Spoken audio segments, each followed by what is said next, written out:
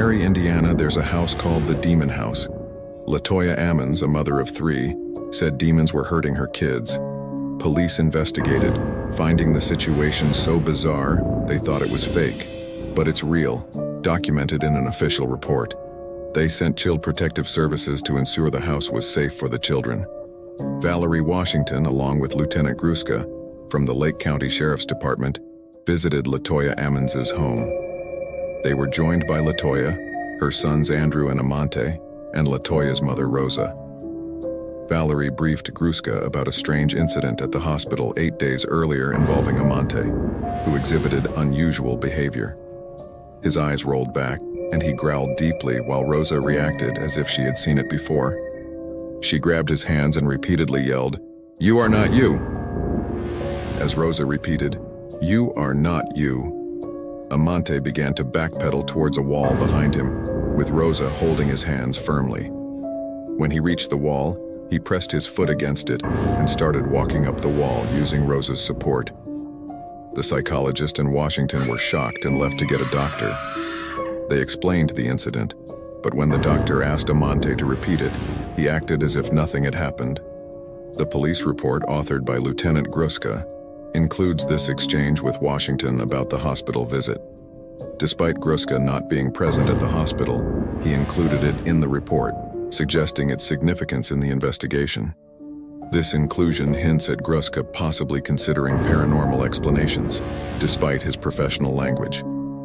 After Latoya Ammons and her family moved out due to strange occurrences, 2 more police officers, Brian Miller and Charles Austin, joined Lieutenant Gruska and case manager Washington for a home study.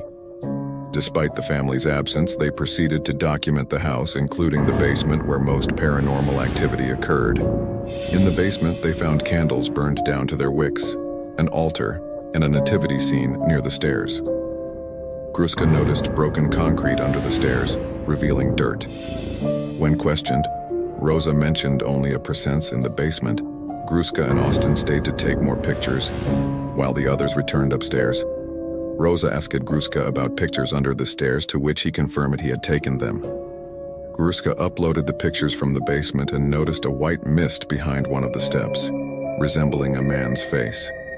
Zooming in, they also saw a faint green mist resembling a woman's face. Gruska and Austin, who took the photos, claimed they didn't see the mist. Listening to the audio recording from the basement, they heard a third voice speaking, despite only Gruska and Austin being present. This baffled them, as the recorder had never malfunctioned before. Other officers couldn't explain the mysterious voice either. On April 30th, Gruska arranged a meeting with Latoya Ammons' priest, Father Maginot, who had a close relationship with her family. They attended church regularly together. Father Maginot had visited the Ammons residence 5 days before the home visit. During the interview, Father Maginot recounted an incident when he was at the Ammons home while they still lived there. He mentioned that Latoya had reached out to him, expressing her concerns about demons in the house. While they were in the living room, the bathroom lights started flickering on and off, distracting them. Father Maginot investigated, and each time he entered the bathroom, the flickering stopped, only to resume once he returned to the living room. Repeatedly, Father Maginot would get up to investigate the flickering bathroom light. Each time he entered, the flickering stopped, only to resume when he returned to the living room. Meanwhile, Latoya pointed out that a strange oily liquid was forming on one of the window blinds in the room where they were all seated. There was no apparent source for this liquid, and it hadn't been there before. As they examined it, the cord controlling the blind began swaying back and forth despite no draft or open window in the room. As they observed the swaying cord, Father Maginot noticed a large footprint in the carpet nearby, much larger than his own or anyone else's in the house. Concerned for the family's safety, Father Maginot advised Latoya Ammons to leave the house immediately. This incident prompted Latoya and her family to vacate the house and never return. It seems that the additional police presence in the canine unit were warranted due to the strange occurrences reported about the house. There was concern that there could be a home invasion, or that someone else might be living in the house, among other possibilities. Given the bizarre testimonies about what was happening inside, they couldn't dismiss these concerns lightly. Before conducting the second home study, they had a dog from the K9 unit search the property to ensure there were no intruders or signs of a home invasion.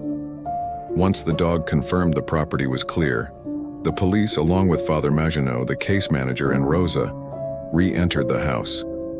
The main level appeared undisturbed, but upon opening the door to the basement, they noticed some peculiar things.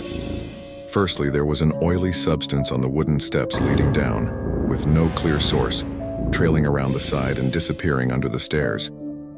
As they descended the stairs, the case manager from Child Protective Services accidentally touched a cabinet built into the walls along the stairwell.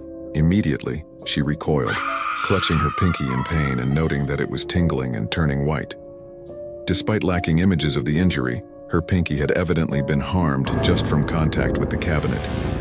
Concerned, the officers proceeded into the basement, following the oily trail beneath the stairs. With all utilities shut off and no recent human activity in the house, they couldn't explain the presence of the oily substance. Moreover, the family claimed something had been emerging from under the stairs and ascending them at night, adding to the eerie atmosphere. Though the report didn't explicitly state it, their actions suggested they were considering the possibility of supernatural occurrences. The investigation uncovered several eerie discoveries. As they dug beneath the stairs, they found a strange, oily substance seeping from underneath, along with apparitions captured in the photographs.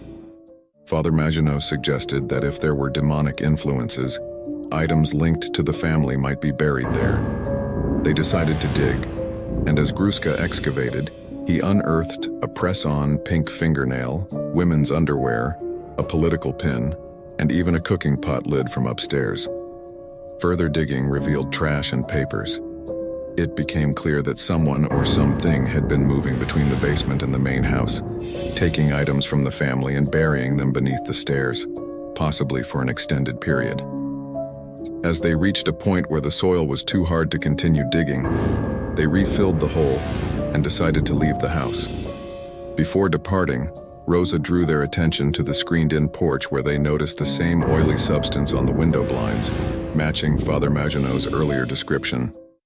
When questioned, Rosa denied responsibility for the substance, and since there was no clear source for it, Lieutenant Gruska wiped it off the blinds and instructed everyone to leave the house.